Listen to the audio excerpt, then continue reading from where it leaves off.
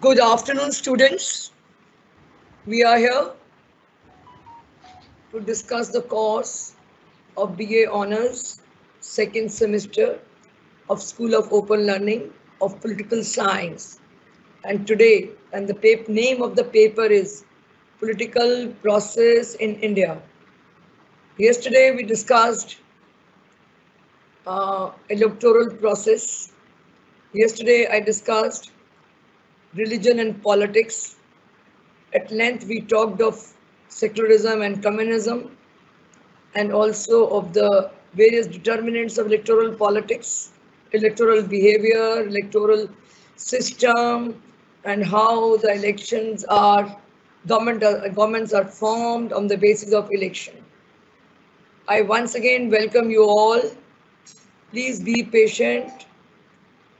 Take care of yourself. Nothing to worry about the COVID-19, but you have to face it boldly. Take precautions. I'm repeating, take precautions. Don't do any mistake. It's up to you how you save yourself. It is entirely up to you. Distance maintain करिए, mask लगाइए, ज़रूरत पड़ने पे ही घर से बाहर निकलिए, and please make use of your time. During the lockdown period, while you are at home, make use of your career. Make use of this time to make your career. Please study hard, work hard, try to understand the subject, read your books. That will give you positivity also, confidence also, because you will not get much time once the date sheet is announced for your exams. So be prepared in advance. Prepare all your papers in advance so that when the date sheet is announced, you have to only revise and go for your examination. Thank you. All the best. Now we start with our today's topic, class and politics in India. As you all know, that India is class is very much dominant in Indian society, not from today, but from last several centuries, several decades. As far as the Indian context, class has always played a dominant role in the past. Maybe the nature of caste changed into class, subsumed the role of the class. But caste has always been prevalent in Indian society, still is prevalent, and plays a very vital role in many spheres of Indian politics, in our day-to-day life also. Caste system has emerged as a very powerful social group mobilized to achieve certain objectives.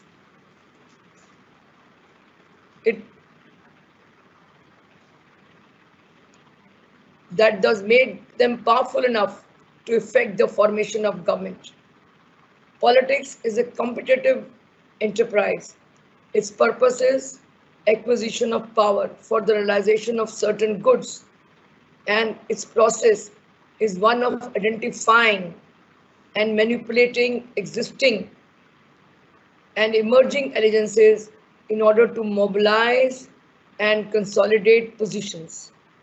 What is needed are organization and articulation of sport, and where politics is mass-based,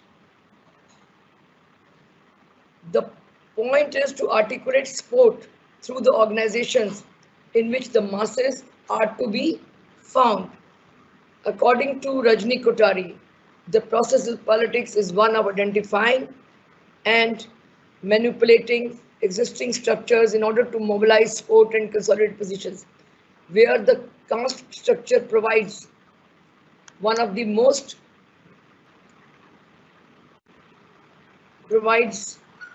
organizational clusters in which the population is found to live.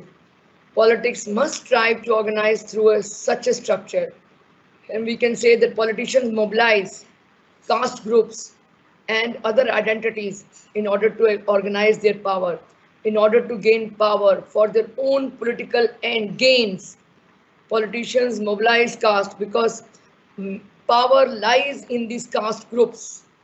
They are power-based groups. So if they catch the leader of that caste, that means that power they're going to capture. So they mobilize, politicians mobilize caste groupings and identities in order to organize their power. In the context of interactions between caste and politics, Rajni Kothari has pointed out three dimensions of the caste system. Secular dimensions, in emphasizing caste as a stratification system in which distances are rigidly maintained through endogamy, pollution, and legitimacy of rituals. Caste as a system of conflict and interaction has received sparse attention. Yet the fact is that functionalism and caste cleavages, patterns of alignment and realignment among the various strata of the society, and a continuous striving for social mobility have always been prominent features of the caste system. Second, integration dimension. The caste system not only determines the social status of the individual, but also differentiates and assigns his occupational and economic roles. Caste system not only determines the individual status, but also differentiates and assigns that as to what will be his occupational and economic roles. It thus gives a place to every individual from the highest to the lowest and makes for a high degree of identification and integration. At the same time, it is an integration structure of the specific time that is more intense in its small group orientation and particularistic loyalties, where wider loyalties operate only when they are structured through the prevailing differentiations. This aspect is important in understanding the structural impact of democratic national building. For the competitive style of democratic policies involves group action and cohesion. Democratic policies is as much a process of fusion as of fission. Third dimension of consciousness. Caste enters politics through the consciousness aspect, highlighted by its symbolism and value structure. This is where symbolic gestures for cultural mobility such as sensitization, westernization, and secularization assume political overtones in their manifestation. According to Kothari, it is not politics that caste written, it's a caste which gets politicized. It's not politics that gets caste ridden. It is the caste that gets politicized. Caste politicizes the political party, the institutions. The operation of competitive politics has drawn caste out of its apolitical context and given in a new status and identity. The political behavior of the people, of the members of different political parties, is caste oriented. The political behavior of the people, of the members of different political parties, is caste oriented, or is always influenced by caste considerations. That what considerations they have in their mind. Caste system emerged as a powerful group because of their number and entered into politics for the welfare of their own members, for their own interest, for their own self gains. 60s and 70s, castes were treated as vote bank through their significance was not felt in the foreground. However, at the time of election, both national and regional political parties often select their candidates in accordance with the caste compositions of the society are apparent in their choice of candidates. Political parties always decide candidates on the basis of caste composition of society. That what is the caste composition of that society, that makes them decide the choice of candidates. This has resulted in emergence of vote bank politics, which is stated by democratic system of government. As such, there has emerged many more new caste-based organizations and are playing dictating role in Indian politics. This has been followed by growing polarization along caste lines and demands for greater quotas and benefit.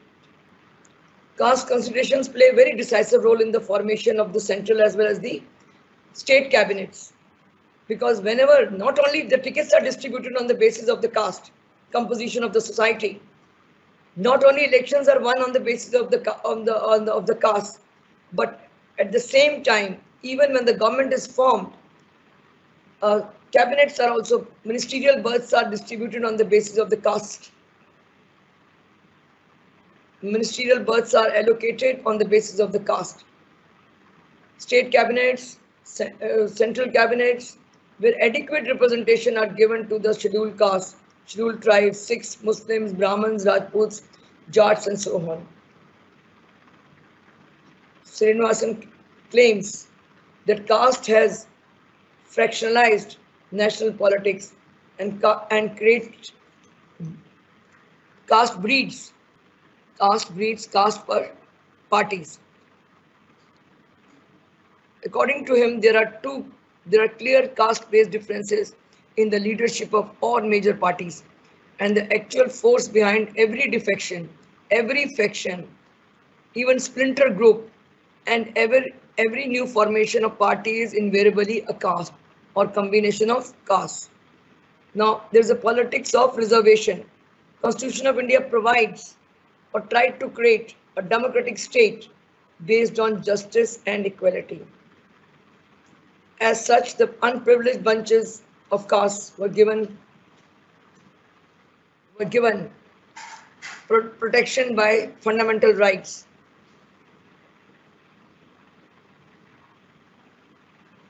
To empower these people, the Constitution of India provided reservation of seats for scheduled castes, scheduled tribes in government educational institutions, and also legislature at all levels.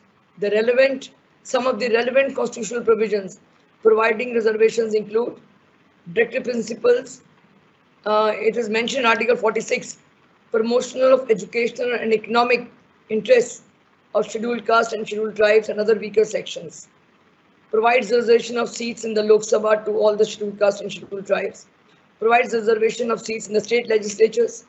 Provides reservation in the Panchayati Raj institutions. Women have been also provided reservation in the Panchayati Raj institutions by 73rd Constitutional Amendment, which took place in 1993. Provides reservation of seats in municipalities. 74th Amendment provides reservation in services though in accordance with the maintenance of efficiency of administration. This provision was made only for a temporary period of 10 years to begin with when the Constitution was implemented and was to be reviewed after every 10 years of the commencement of the Constitution. The provision was later extended by 8th, 23rd, 45th, 62 and 79th Amendment Act, each time for another 10 years, extending it almost up to 2010. And after then also it's been extended. Besides them, some other constitutional amendments have been passed. Some of them refers to reservation in promotions. That was about reservations of unfilled vacancies for the scheduled caste, scheduled tribes. Related note to relaxation in qualifying marks refers to reservation concerning consequential seniority for the scheduled caste, scheduled tribes. Refers to replacement of National Commission for the scheduled caste and scheduled tribes with two separate commissions named as National Commission for the scheduled caste, for the scheduled caste, and National Commission for the scheduled tribes. National Commission for scheduled caste and scheduled tribes have been replaced by two separate commissions, one National Commission for the scheduled caste and another National Commission for the scheduled tribes. 93rd Amendment refers to special arrangement for advancement of any socially and educationally backward class or the SC/STs and their admission in educational institutions, including private educational institutions, were aided or unaided by the state other than the minority education institutions. The amendment came into force in January 2006. For implementation of this act, the Central Educational Institution Reservation and Administrative Act, Admission Act 2006 was passed, which provided for 27% reservation to other backward classes. Then there was a Mundell Commission. It needs a reference here.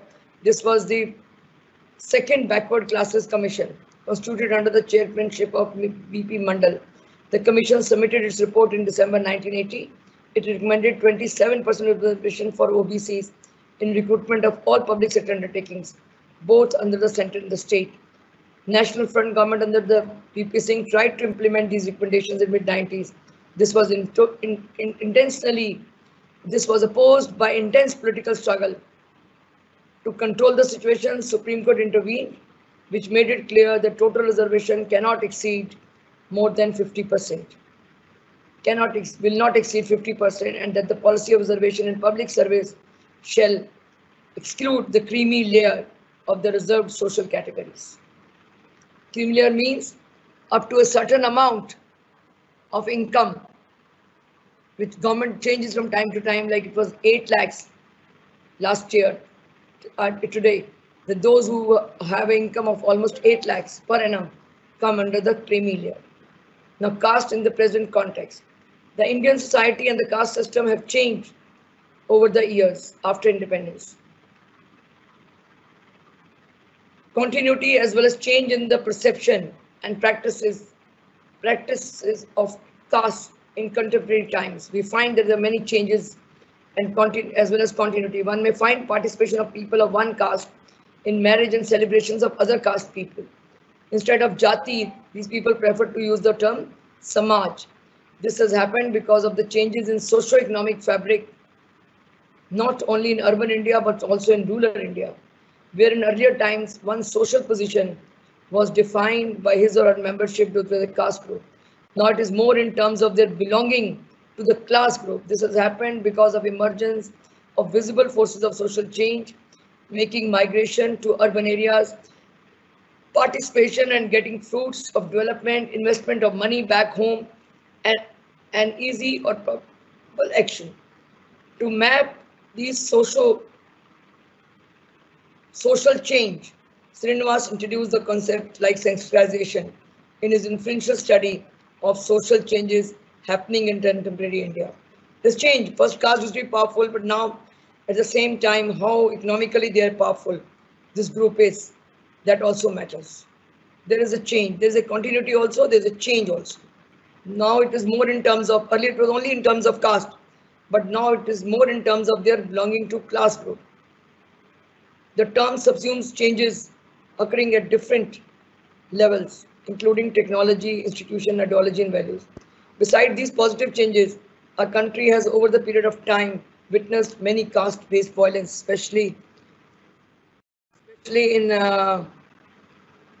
1960s between upper caste and the lower caste, where an oppressive form of violence is normally directed at the lower caste, landless poor, initiated largely by land-holding powerful upper caste, punishing them for violating caste hierarchy and sometimes for avenging the wrongs done by the lower caste.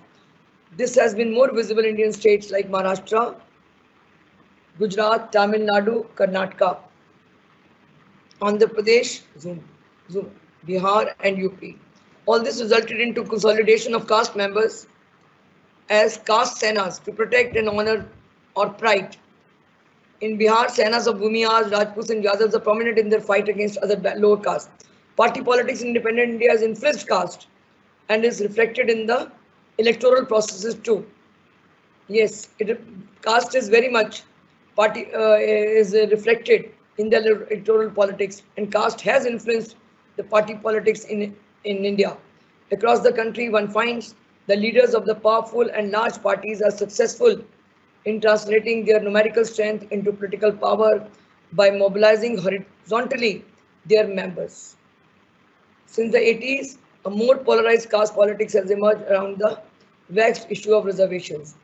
The explicit purpose of reservation policy and positive discrimination was to ensure equality of opportunity to all tribals, Dalits, women, and other lower caste people. By this policy, constitutional delegitimacy of caste has acquired new levels in India.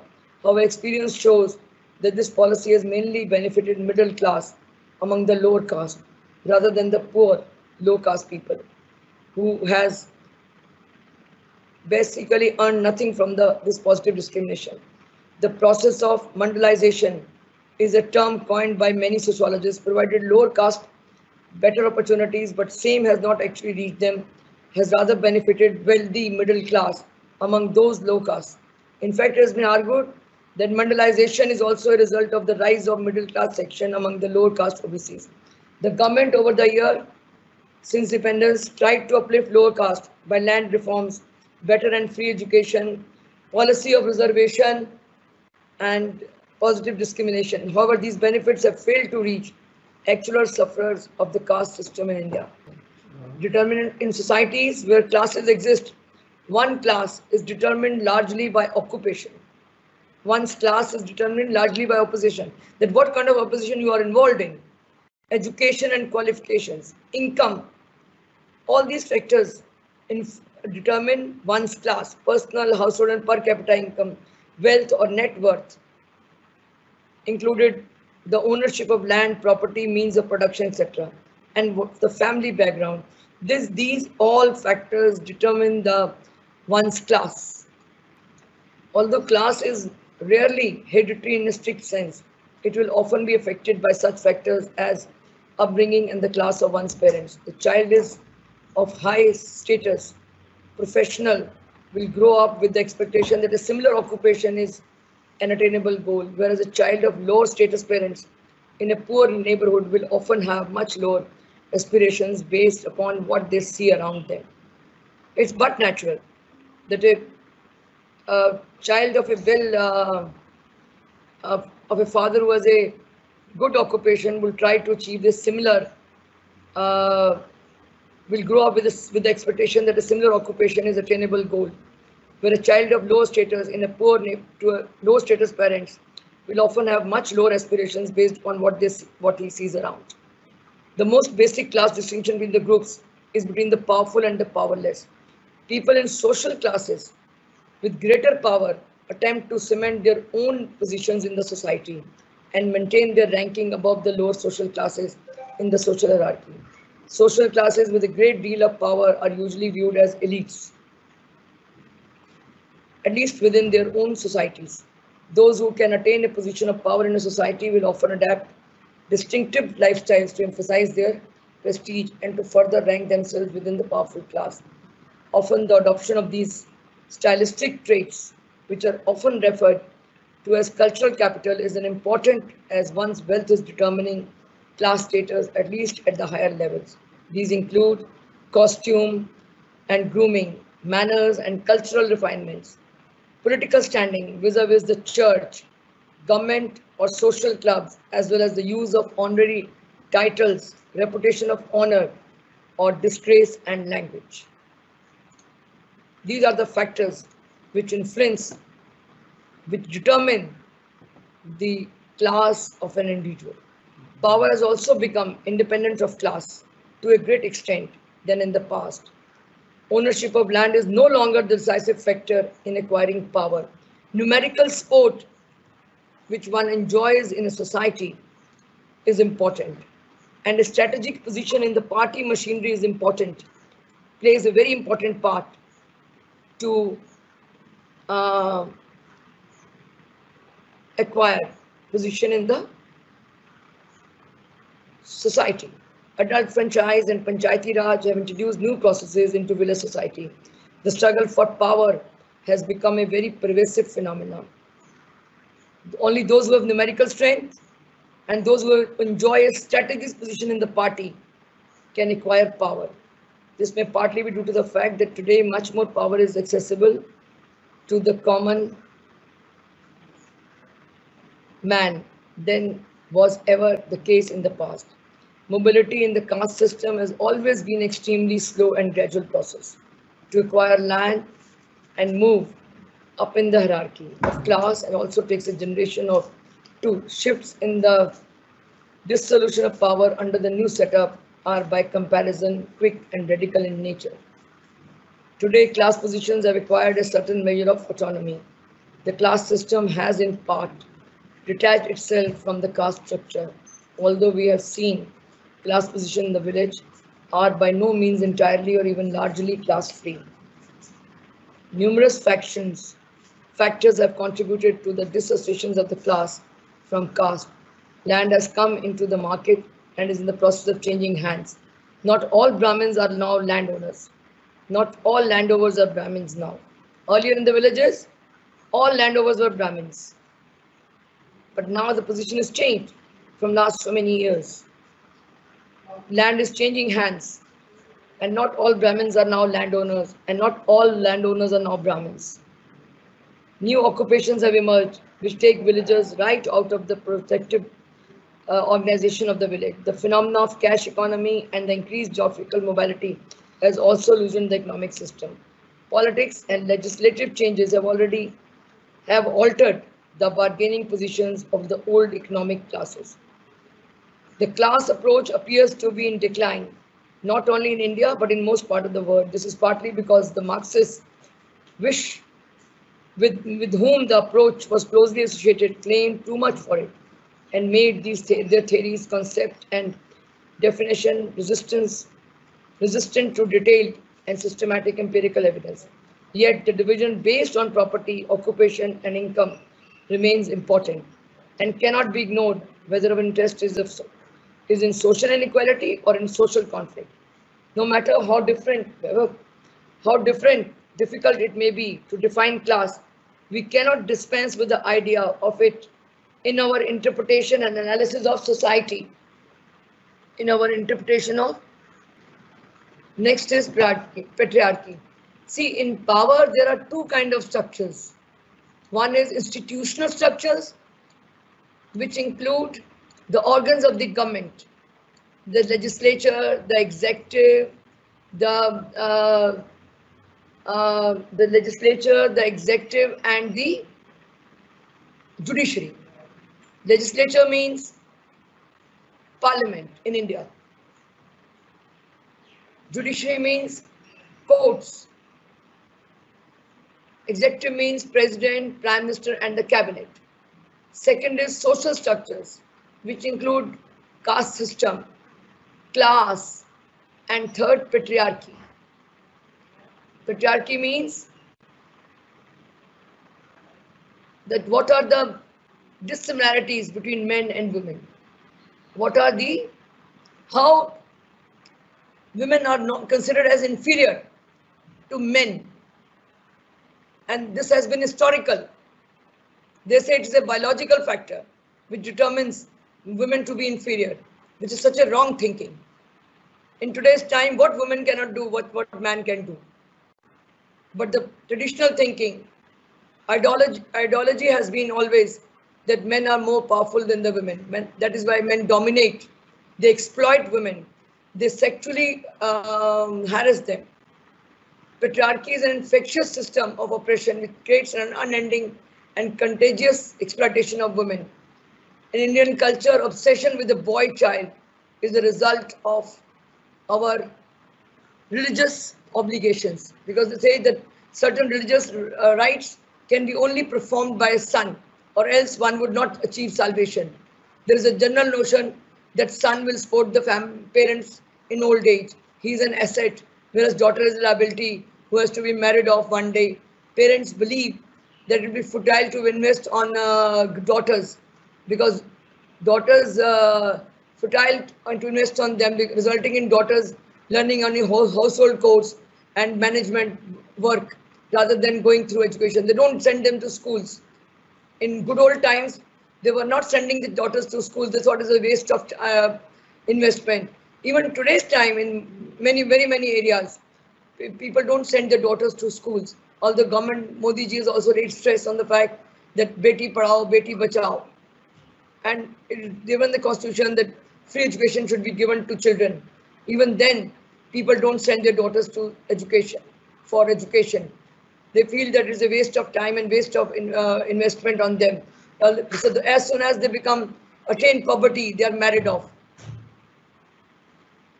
They think that she's given dowry, so therefore she should be disinherited from her parental property, and and she doesn't inherit anything, and she's considered as an outsider in the family in which she is married. She ceases to be a member of her father's family.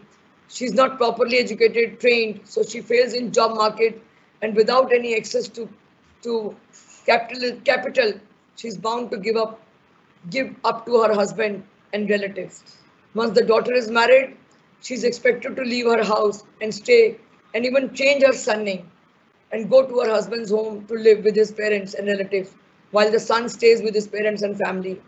This expectation of living with the parents is limited to the sons only. Daughters are not allowed to stay with the parents after their marriage. It's clearly a patriarchal system that is still deeply entrenched in India.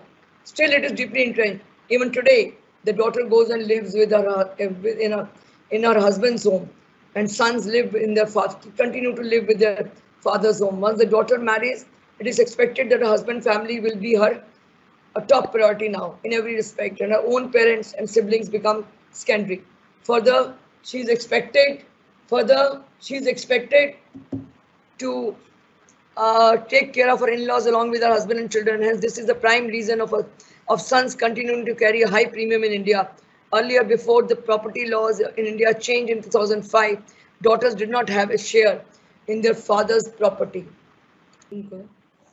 Share and claim to family's wealth. Whereas dowry given to the daughter was considered her share and claim to the family's wealth. However, late anti-gender bias legislations have tried to ensure gender equality in the modern times. The themes of a mother-in-law's ill treatment of the daughter-in-law were relegated to taking care of the household drudgery and doing choices for the entire family was quite a usual thing in the ancient times. This was based on reality, often harsher. It was actually no picnic also for the poor husband being caught in the middle of these family dramas. If he agreed with his wife, the parents will say that how much we had sacrificed for you, the son, who was actually to bring you up to this position, which was actually very true, as the parents went to great lengths for their son's education and financial success, as a son was considered a sort of life insurance for their old age. And if he sided with his parents, the wife accused him of being tied to his mother's apron strings, generally due to her financial dependence. As a mother of a growing family, the wife remained trapped into the dysfunctional family dynamics. One male-dominated society suggests the development of the child requires the mother to devote herself completely to the welfare of the child. It's a primary duty of the mother to devote all our energies, all our time for the development of the child. The father is not expected to carry out these duties. It's a peculiar feature of most societies that the child carries the surname of his or her father. And for women, she is first considered property of her father and then of her husband. Thus, patriarchy, with its alliance to other institutions, formed a vicious circle of women deprivation and oppression. Institutions like family, religion, market, community, and the state have confined women to specific roles and have irrationally proved them misfit for public life. So unfortunate, no wonder men are seen as breadwinners and women only as bread makers. They only considered to do household work, that they cannot compete with men in the market. They are biologically weak. Because of biological differences, the roles is different from that of the men. Men is of a dominant position and women are given inferior position. Of course, things have changed to a certain extent today, but not to a very large extent, because people's way of thinking has not changed. There is despite growing awareness, and this, for the misery of the women, only women are responsible to a very great extent. There is a growing concern among the liberal-minded individuals, social and democratic organizations, and even international institutions on the rising trend of gender bias against women in the name of family or clan honor in India. The Khap panchayats, they do not allow the inter-caste marriages, especially if they are not of the same gotra. So they go for honor killing. They harass the people who have done inter-caste marriages. And Supreme Court has even said now that the government should take stern actions against the Khap panchayat people. And because they do not allow those who harass the inter-caste married couple. Even United Nations considers this honor killing as a very heinous crime, and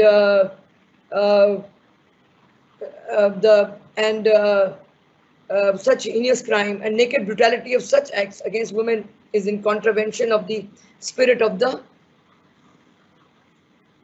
spirit of the United Nations Convention on the Elimination of all forms of discrimination against women. And to this convention, even India as a party has duly signed and ratified in India. The prevalence and entrenchment of the caste system and rapid patriarchal ethos in the society at large are the root cause of this social evil.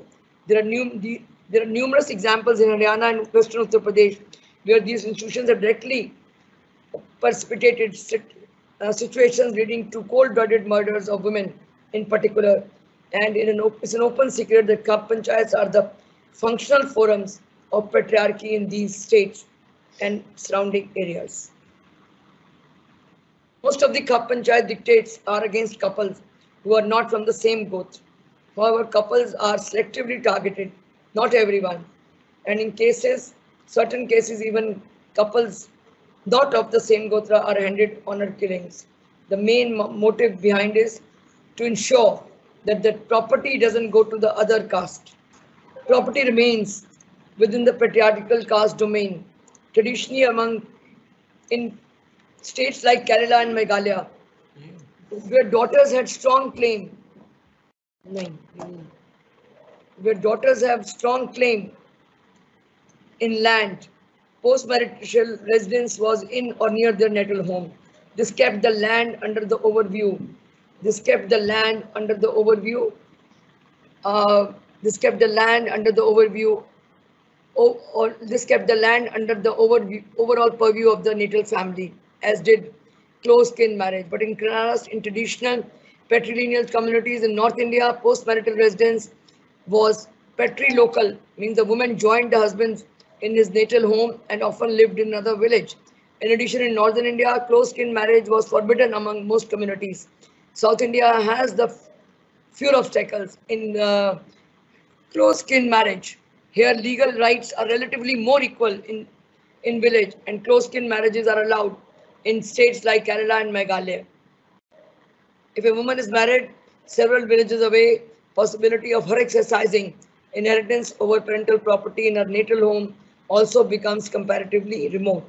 However, thankfully, in all the modern era, with the empowerment of women through education and other supportive legislation, as mandated in the Indian Constitution, which right from its inception gave women equal rights with men, leading to financial independence for women. Parents of the husband still live home with their sons, but the daughter-in-laws have rightfully a lot to say in these households. Times are changing now. Yet, honest note, many young professional women who have grown up seeing or hearing about the mother-in-law ill treatment of their female relatives do not want to deal with an otherwise good catch if his mother is still alive, or unless he vows to establish boundaries in setting up an independent home. Wiser folks back home make a separate construct their homes in such a manner that they are self-contained units in which both the parents can live independently and with dignity as one unit within the family property, and wherein the in-laws and where the couple also can live independently in the same family property, wherein the in-laws have their own privacy, couple has his own privacy, yet they live within very close proximity to the son's family. The in-laws have their own privacy, yet they live in close proximity to the son's family. Empowerment of women in India. Women is the companion of man. Man, gifted with equal mental capacities. She has the right to participate in the minute details of the companion of the man, gifted with equal mental capacities. She has the right to participate in the minute details of the activities of the men, and she has the same right of freedom and liberty as men. By sheer force of vicious custom, even more ignorant and worthless men have been enjoying a superiority over women, which they do not deserve and ought to have, said Gandhi in Young India. Our culture is fond of saying, Janani Janam Janma Bhumi Swargapati Gariyatri. Mother and motherhood are dearer than heaven. It reflects the importance that is given to women. Our holy books, Vedas, and Upanishads advocated for equal status of women in the society, and in that era, they were treated at par with men. But later on, because of the social, political, and economic changes, women lost their status and were relegated to the background and were treated as inferior to men. They have been confined to household affairs according to traditional religious sanctions. It was obligatory on their part to serve their father in their premarital period, the husband after marriage, and the sons in the later part of their life.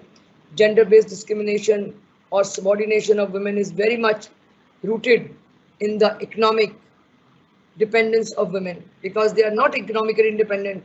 Therefore, they have to subject themselves to gender-based subordination. Empowering women is the most effective measure for their development. The need of the hour is that we should empower women, educate her in a most effective manner, so that she can she can do any job in comparison to men and can lead an independent life. Unless she is financially independent, unless she is educated,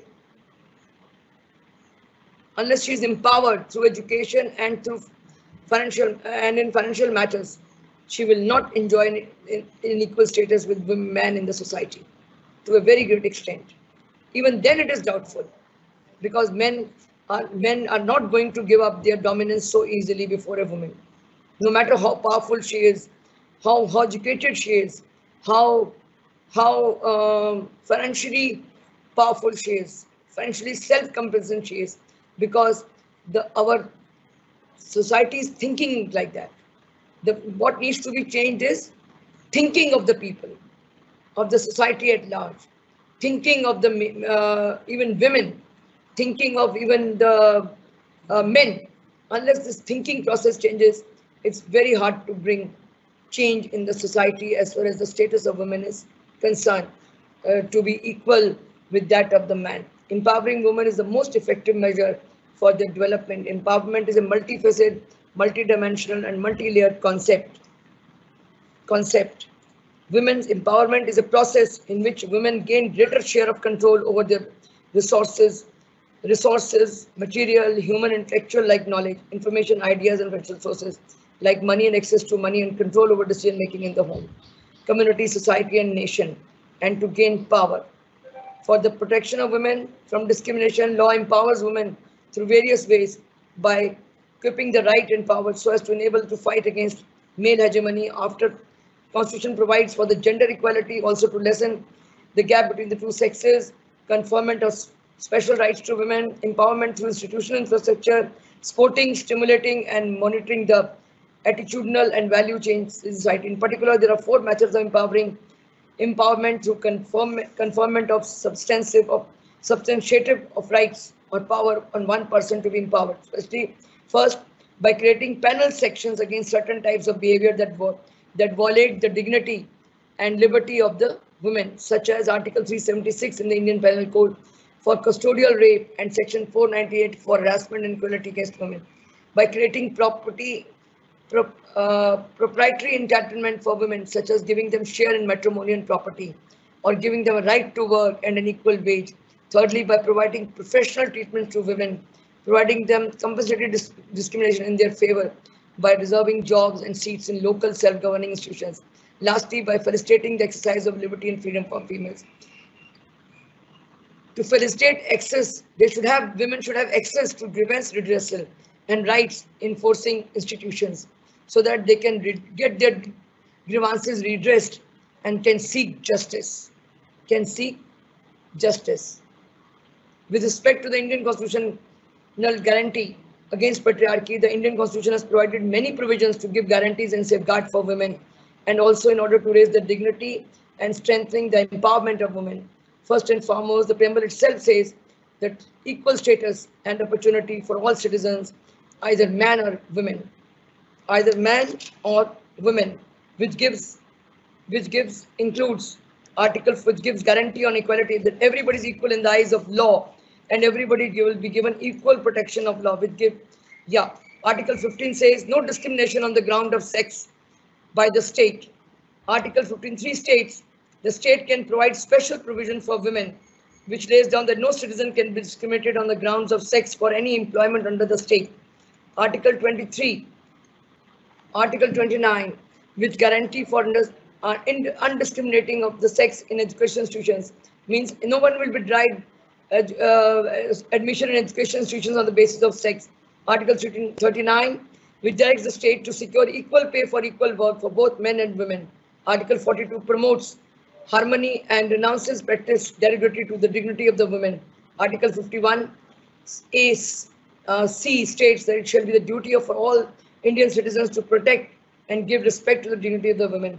These are some of the constitutional provisions which ensure dignity of the women in the society. That women are nowhere inferior to men. They enjoy equal status with men. There is equality. The Constitution of India ensures equality between men and women as far as employment is concerned, as well as their status in society is concerned, as well as their admissions are concerned in schools, and as well as their dignity is concerned. And even equal pay for equal work. The Constitution preamble clearly says, and the fundamental right, Article 14 clearly states that all the citizens are equal in the eyes of law, and all the citizens are equal before law, and all the citizens will be given equal protection by law, regardless of sex, religion, caste, or place of birth. Apart from these constitutional provisions, there are various other domestic legislations which guarantee protection against the male domination and supremacy of the patriarchy. These include the domestic violence test, because women were subjected to domestic violence. So the government has made an act. Then there's a Hindu Succession Act which was made to cover the marriages, talaq, to cover the adoption of a child, to succession of child adoption, etc., are governed by under this act, and how the women will succeed to a husband's property. The improvement of Nikah Nama, the Maternity Act, the Gender Budgeting Program, National Policy Empowerment of Women's Program, and the Indian Penal Code with amendment and revision, Article 376, 378, 4 and 498, and also now talaq has been abolished, and child marriage has been abolished through the act. Even the abortion of the women fetus has been banned.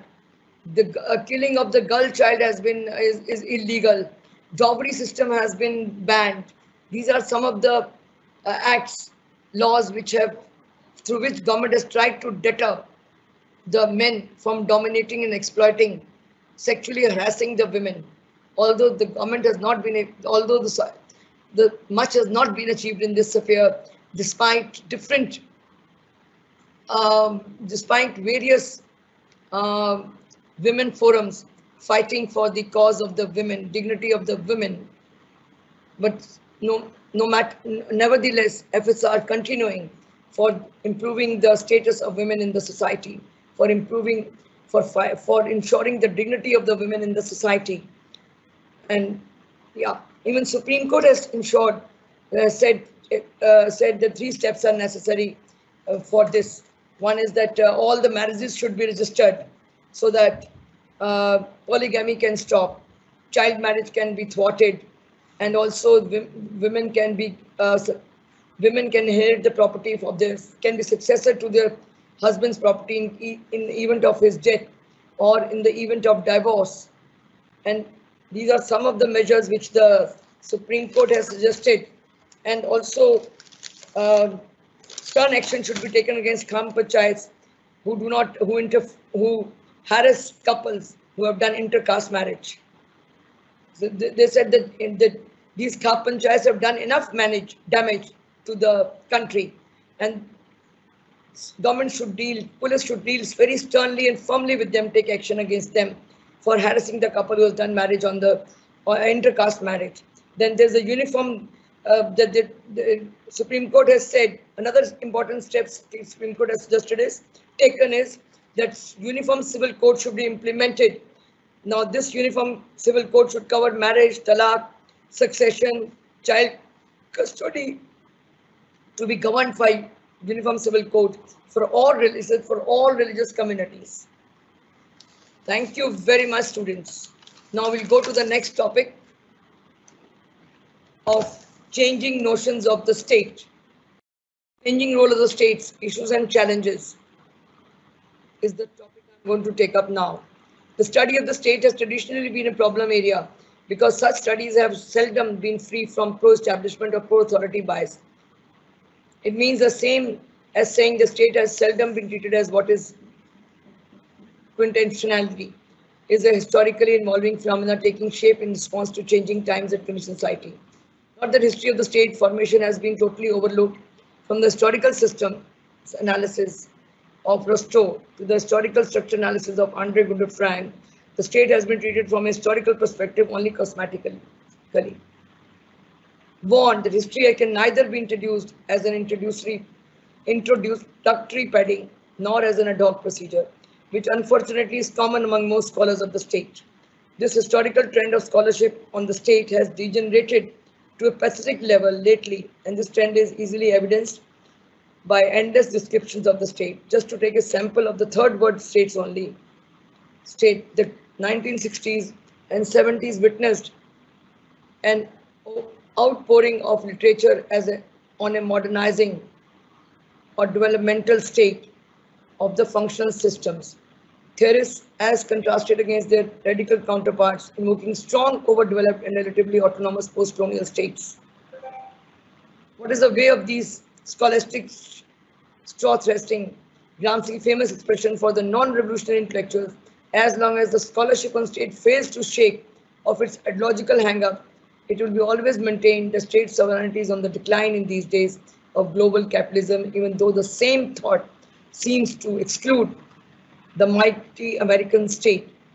Instances of scholars extolling American ruthless exceptionalism, allowing this mighty power in a unipolar world to freely enunciate and ruthlessly implement the doctrine of national interest on the territory of other less endorsed, but equally sovereign states. The present unit will explore some of the issues connected with the changing trajectory of the state, including the correct status in the contemporary globalization context. Changing nature of the state. Viewing of the state as a historical phenomena would entail in its analysis their interconnections as an integrated totality. This is a dialectical view encompassing both intra and intra levels of interconnections, which actually provide the moving motor to history. Does this unfolding of history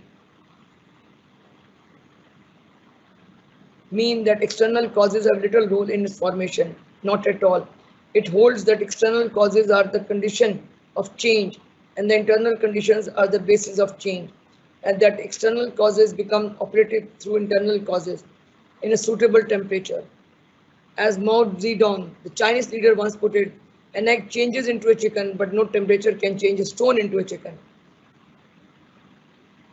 because each has a different basis. Roots of change are to be traced to these twin ground realities, basis, internal as well as external. A continuous process of embedding of such changes is another name for history, which alone can convey a holistic view of the phenomena in question. There is another layer of thick icing over understanding of the state further into its changing role. This pertains to its relationship with society. It should be understood the state is a creation of the society and it is not an unavoidable need. State is not an organ of the society. Former's appearance and growth are inorganic to the human needs and survival.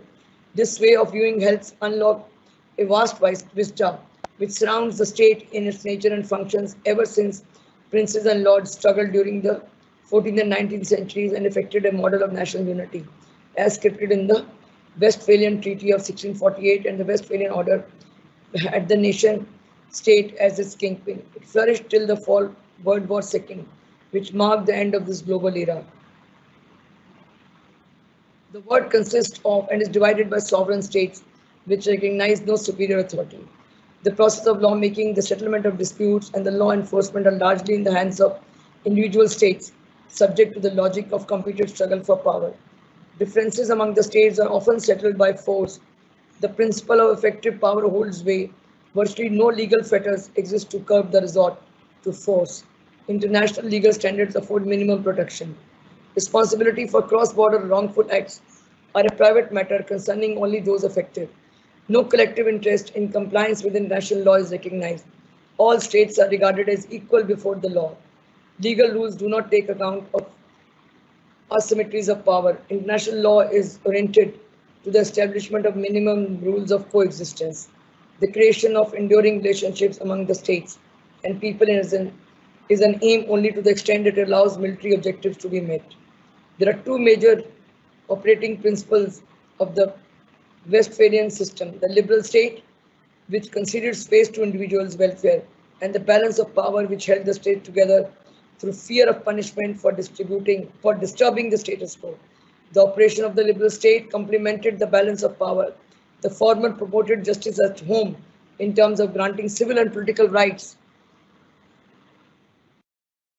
and promoting a self-regulating market at home and abroad. The latter saw to it that the competition of the economic system does not disturb the prevailing asymmetries, and considerations of justice do not extend to non-European states. However, powerfully minded, the strain got derailed and the Second World War broke out. With the advent of globalization in recent times, which has submerged most of the third world countries, though they had also not been direct beneficiaries of the welfare state dispensations earlier, trade rather than domestic mass purchasing power has become the driving force for the new global economy. This is despite the fact that not more than 1/4 of the global trade comes under the GATE. GATE is General Agreement on Tariff and Trade, that is regulated free trade. Internationalized division of labor has become the unfortunate norm as internationalized production has eclipsed modest mass production. Part-time low-wage employment becomes the norm for most, while high quality, high technology government production around information and communication technology are reserved for select few. The implication for state is nothing but to adopt to these new strategies.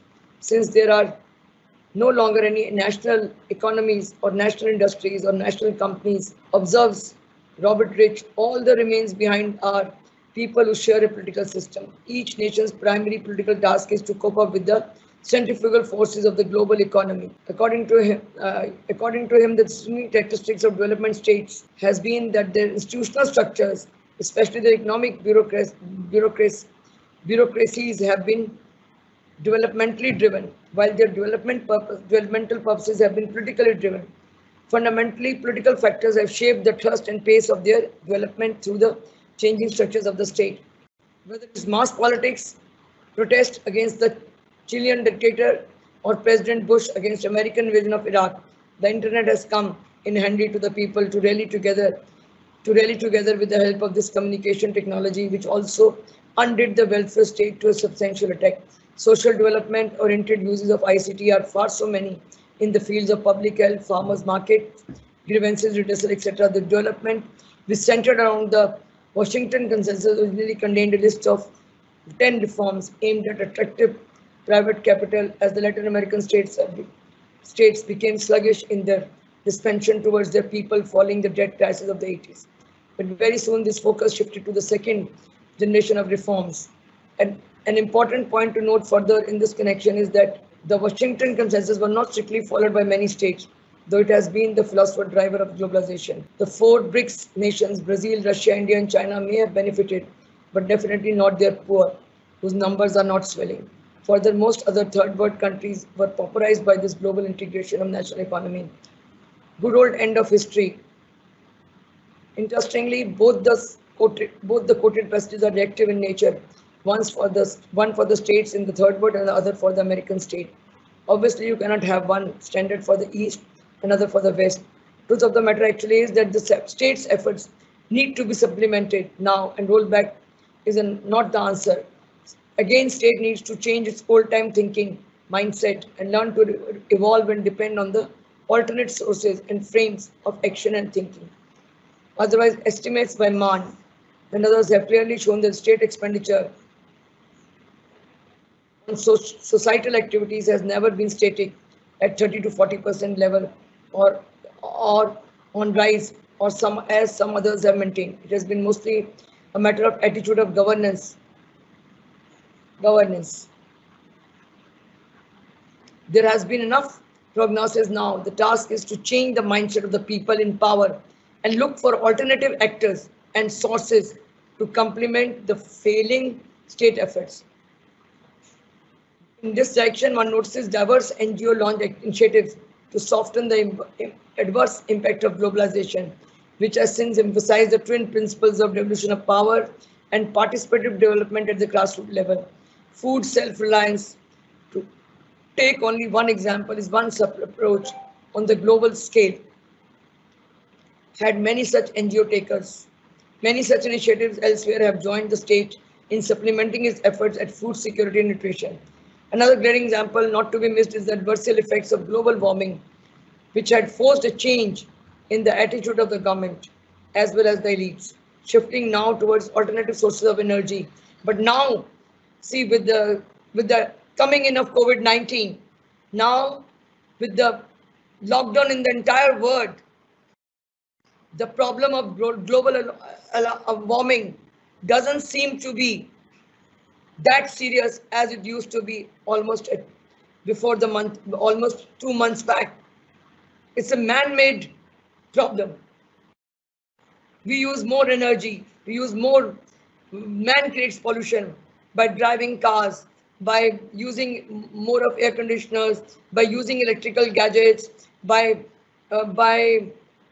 throwing industrial products out in the air. These all things have led to the distortion of our natural gases. Now, in a country like, in a city like Delhi, we've hardly witnessed any kind of summer as we used to witness earlier in the month of April or in May in Delhi. The climate is changing worldwide with the lockdown. Now the sky is clear.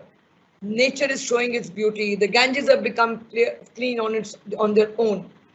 So it's very clear that the policies of the government, the money spent by the government could not bring any change in our environment. But lockdown has brought a tremendous change in our environment. Unexpectedly. And now the appeal should be made to the mankind to preserve this natural climate and not to destroy it. It's not very difficult to do it. Without asking for it, we have got it. Pollution has also gone to a very great extent down. Non-governmental initiatives have made an important presence in the global society today, and they have introduced a new dimension, a drive towards common or universal standards and consciousness, and a new global constituency for change. Another important distinguishing feature of the emerging global society is that some of the institutions for the management and governance of this global society are already in place. The reinvigorated UN agencies have chalked out a proactive stance for themselves. Witness World Conferences, 1990s on environment, human rights, gender, justice, population growth, urban development, which got the government moving to commit themselves to the various social development goals. As Amrita Sen told recently to the Commission on the Status of Women, at its special session in New York, the United Nations is often separated out these days for particular chastisement for being ineffective. The United Nations and the intellectual and political movements associated with it have contributed greatly to making our world a bit nasty, less nasty and more livable. Human development and human security, two new themes in human aspirations, have occupied center of stage in these international bodies. These innovative articulations entailing a rearrangement of resource allocation profiles for new commitments need to be met. However, all these may not mean much despite the massive support these new commitments command among the masses of the world.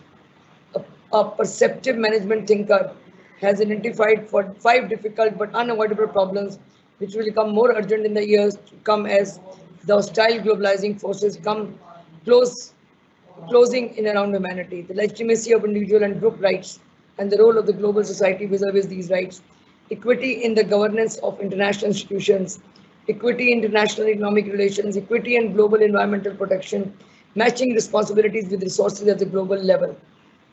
The counter Westphalian order has to solve the problems outlined above so that a society which is politically plural, economically egalitarian, ecologically sensitive, and societally diverse and accommodative finally results along with a responsive state.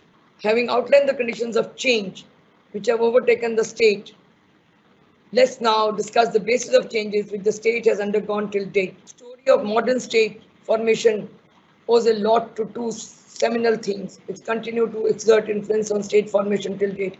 They are the Greek city-states and the Roman Republic. Polis is in turn gave us seeds of two very powerful ideas associated with the modern state, democracy from demos or the rule of the people or the citizenry.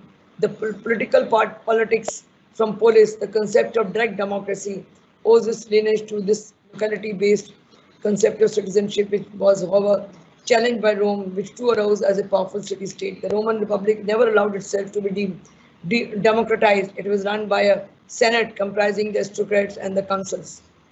This notion that the state power is founded in law influenced subsequent developments in the rule of law and democratic government.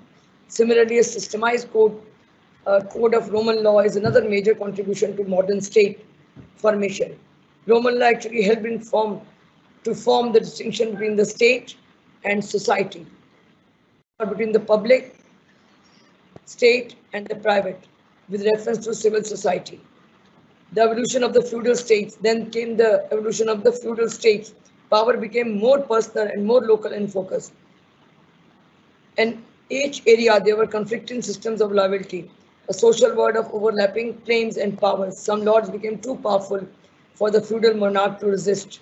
The feudal state thus was constantly torn by internal dissensions, while of course the monarchy tried to distinguish itself, and the towns and the cities remained outside the classical feudal system because of their independent charters. The main source of rival authority to the feudal aristocracy was the church. It posed a great challenge for the feudal aristocracy. Church, having forged rival networks between and among the states, church claimed a spiritual authority which provoked the monarch.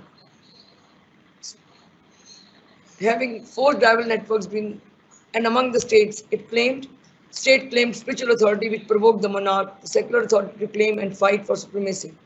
In these circumstances were sown the seeds of modern conception of sovereignty. Before states gave way to the state, unified and integrated political structure, they had to combat their internal differences as much as their spiritual claims of papacy to central authority. Amidst all these rivalries, some important political innovations can be seen there in the field practically working.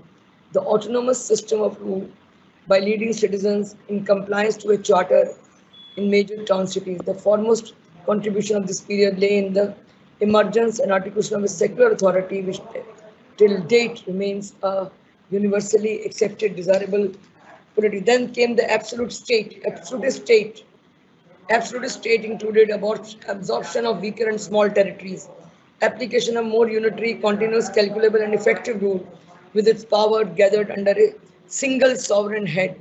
Major issues confronting the absolute states, which in fact was the forerunner of the bourgeois constitutional state, included commutation of feudal dues into money rents, supplanting of feudal military obligations by raising standing professional armies, raising of taxes centrally and regularly by the state. Through mercantilism, the dominant economic doctrine under absolutism, state and crown assumed a directive role in commercial enterprises.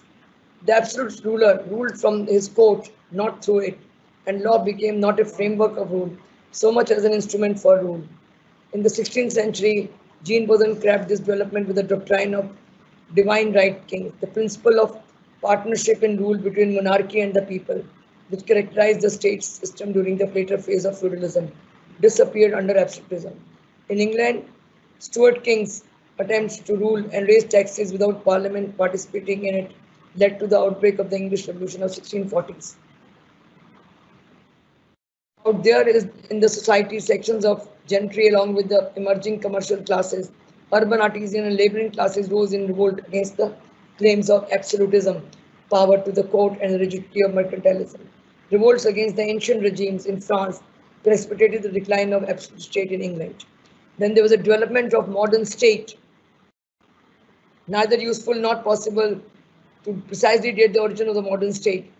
Emergence of one can be indicated with the help of some specific features characterizing the contemporary state. These features include power is shared, um, rights to participate in a government are legally or constitutionally defined, ever-widening inclusive representation, secular central authority, boundaries of national sovereignty are clear. Uh, State form of this type emerged very unevenly across Europe. It was there in Britain in the 18th century, though nothing like it was found in Germany till the end of the 19th century. The liberal capitalist state was not democratic.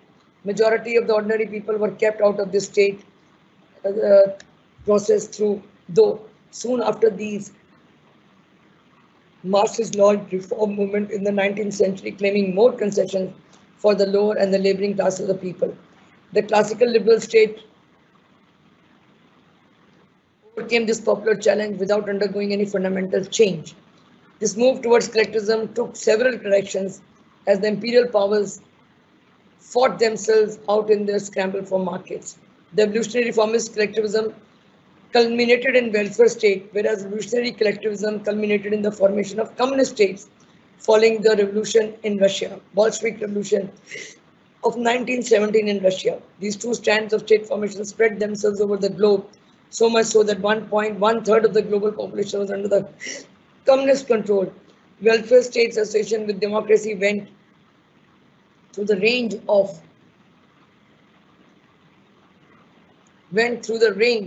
welfare giving varied widely from one state to another. Broadly, however, it can be said if the political reforms of the 19th century were the first step of reformism in modifying the classic liberal state, welfare was the second installment entailing widening of citizenship to include some social and economic rights, the end of strict laissez-faire, massive expansion of state bureaucracy. If the state was kept out of the individual affairs during the classical liberalism phase, the reverse swing went to an extreme with the emergence of fascist states in Italy, Germany, Spain, and Portugal. The liberal mind remained perplexed all these years at the dictatorship of as the individual space of freedom shrunk and politics of the state became substantially directive.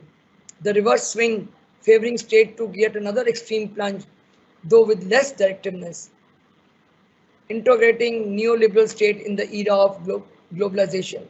From the mid-90s onwards, the new right on the global scene in general and the political regimes of US and UK in particular have devised for themselves a program of action centrally aiming to roll back the state. These programs consisted of proposals to curb state intervention, cut state bureaucracy, public expenditure, reduce welfare, private state-run enterprises, arrest the trend towards collectivism, restrict the power of the trade unions, restore competitive individualism, and the doctrines of free market liberalism. Essentially, it represented a move to restore the idea of classical liberal state, but under the conditions laid down by the advanced capitalism, which is passing off as globalization. Hence, the word neoliberal state is actually a capitalist accommodation strategy, a specific growth model which at the same time comes complete with its extra economic preconditions.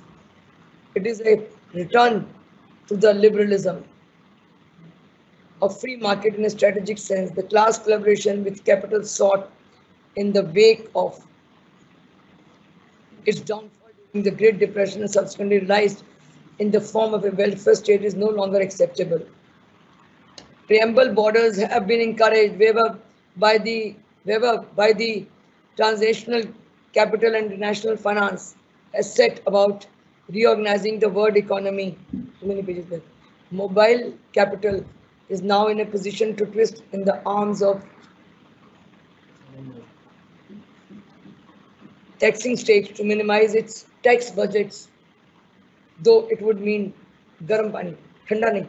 It would mean a fiscal crisis for individual states. The other aspects of neoliberalism include diverse facilitation made possible and available by WTO and IMF to be transnationals.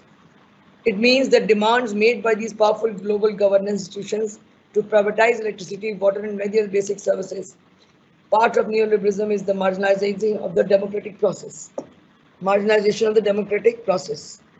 Governments can no longer choose their economy freely without consulting or upping their antennas towards the IMF and WTO. Yet another feature lies in what is called venue shifting, in which the relatively more democratic international institutions are deprived of resources and decision-making powers in favor of those nahi kar ho raha, in favor of those where the rich countries are decidedly more powerful. Thus, there is a shift of decision-making authority away from the United Nations General Assembly towards the IMF.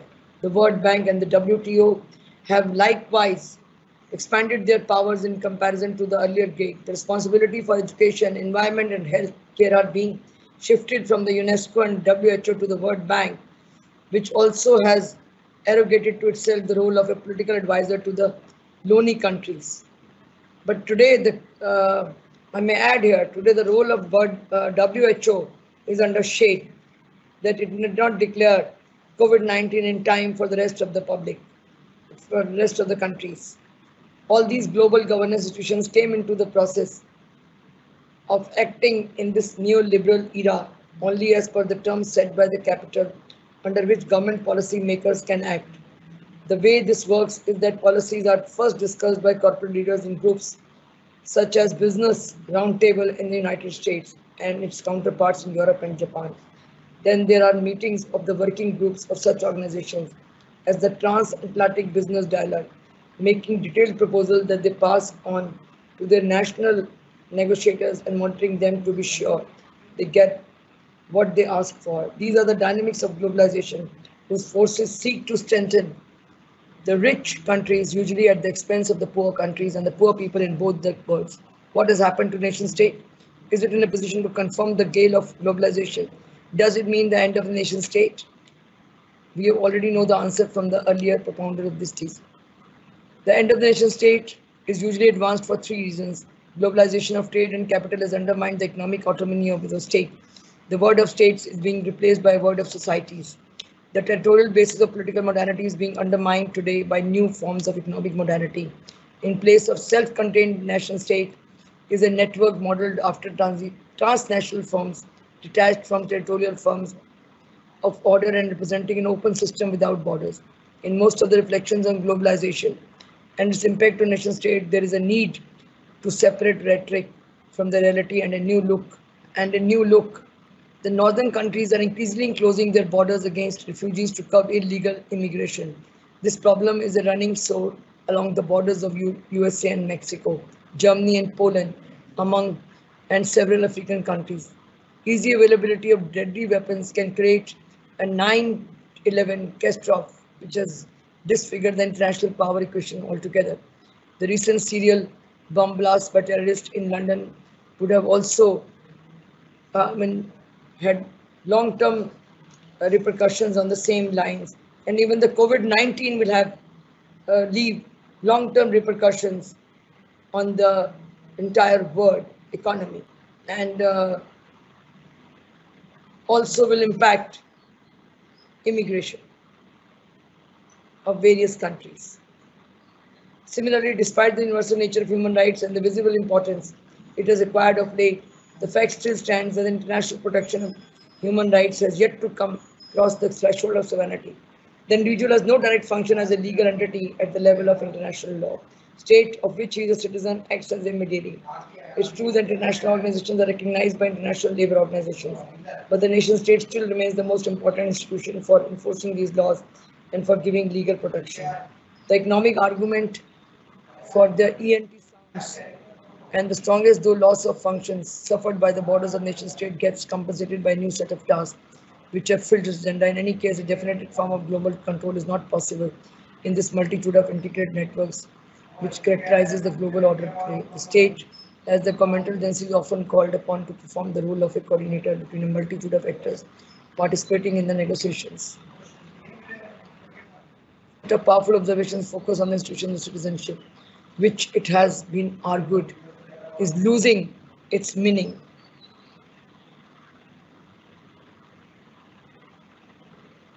Have advanced the view that variety of forms of membership not defined by national borders are taking the place of citizenship, but as these authors have taken care to mention, actual realization of citizenship benefits is bound to be bound to the boundaries of the nation states.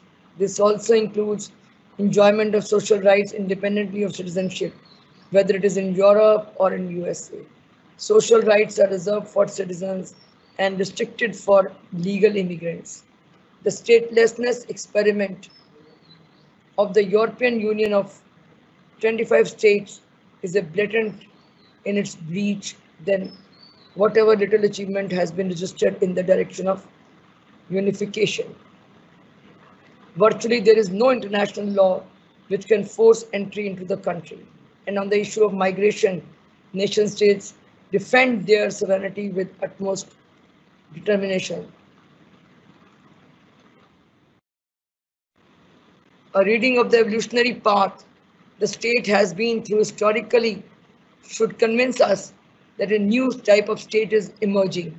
A state which is growing in the presence of competition, markets, non-state actors, and a number of international control agencies. It has become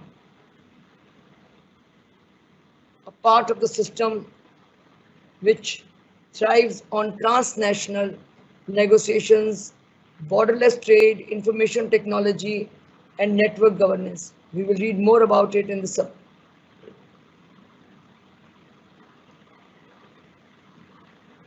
Whichever way we may conclude, the fact remains that the nation state does not emerge unscathed from the torrents of globalization. If we choose to train our sights responsibly, it is not difficult to observe the same state saddled with a host of responsibilities, including some new ones.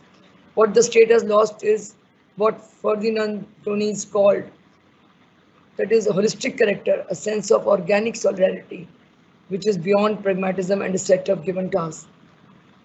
If there is an increasingly paradigmatic crisis of the state today, it concerns the erosion of this posited underlying bond and the posited underlying bond and the demotion of the state to a mere pragmatic association for common ends. The state is not simply something towards which one must adopt a political strategy, but is something which can be fruitfully analyzed as the site, the generator, and the product of strategies. Further, it is not a unitary force, but rather a specific institutional ensemble with multiple boundaries. No institutional fixity or pre-given formal unity, any substantial unity which a state system might possess drives.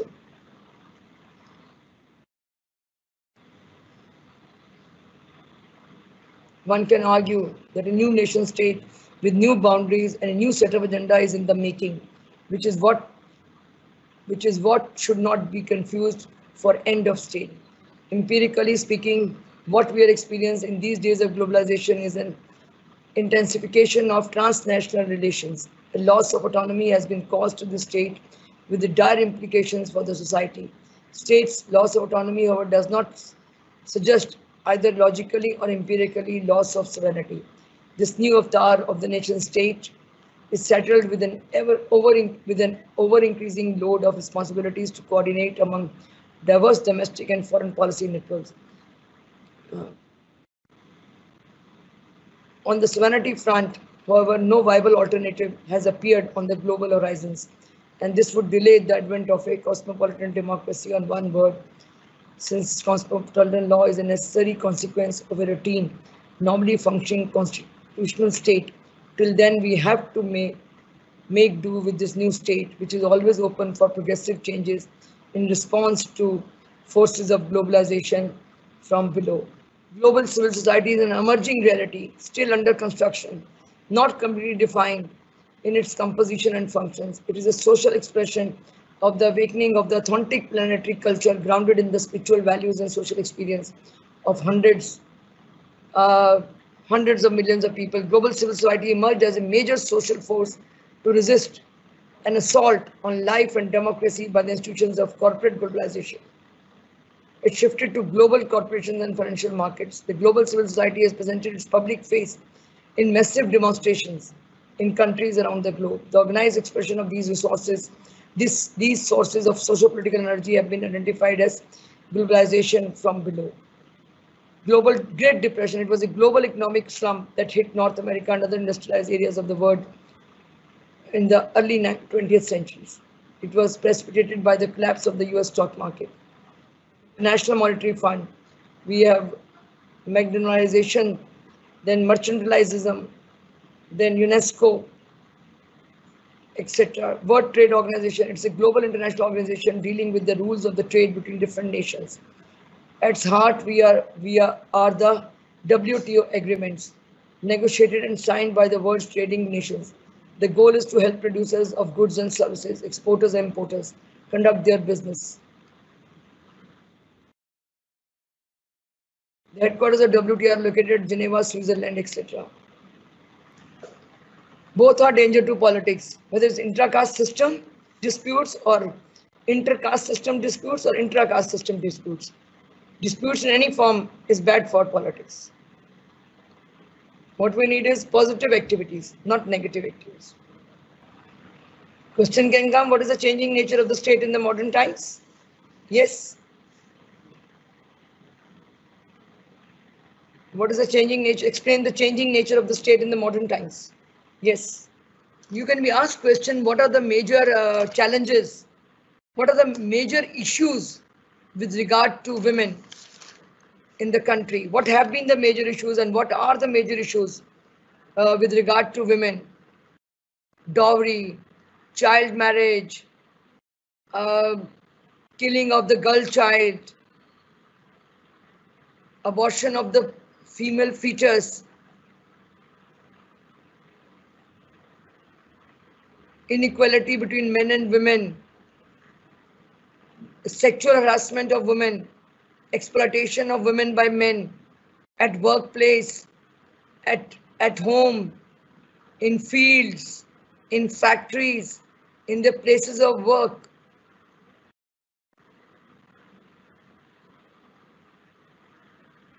They are subject to domestic violence. These are some of the issues which concern the dignity of the women. Laws have been made from time to time, but not much has been achieved as far as the dignity of the women are concerned. Mindset of the people has to be also changed. And to some extent, women are responsible for the misery of the women. Supreme Court has also directed three things, that their cup panchayats should be dealt very firmly, who harass couples, who do inter-caste marriages. Uniform civil code should be implemented throughout India so that it covers marriage, talaq, child adoption, succession rights, etc. For the entire India, for all the religious groups. Marriages should be registered so that it can deter child marriage, it can deter polygamy, it can provide property to the women in a succession of property to the women who has lost her husband, or to the in case of talaq, so that some dignity to the women's status is ensured. Even United Nations has taken a serious cognizance of heinous crime like honor killings, and which is contrary to the convention of elimination of injustices to women. India was also is a party to this convention and signed in this convention. Many laws have been made, but still, and women's participation in decision making has hardly been recognized. Indira Gandhi was the first Prime Minister of India.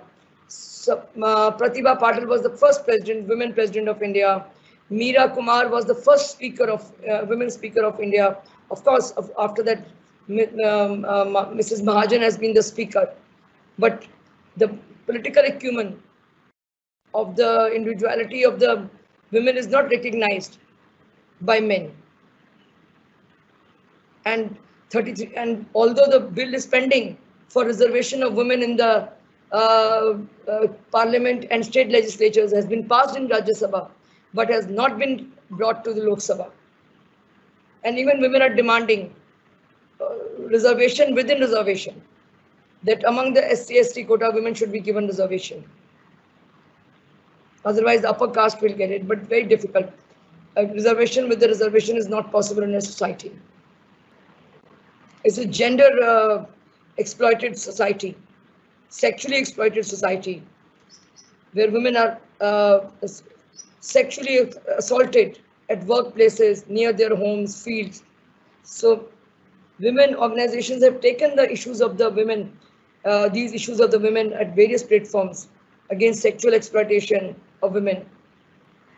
Many laws have been made. I've already shown you that many provisions are there in the Constitution for the dignity of the women, equality between man and women. Article 14, which ensures that everybody is equal in the eyes of law and everybody is given, regardless of sex, everybody should be given social status, social equality, regardless of sex, regardless of religion, regardless of caste, regardless of place of birth.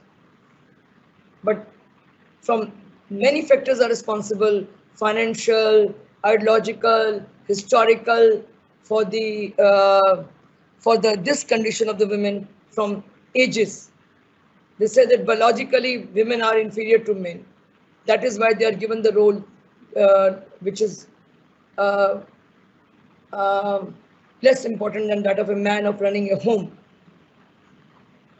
which in today's time is not less, which has never been of less importance. Their women were not given education, not made to work, so they should be empowered by making the girl child educated.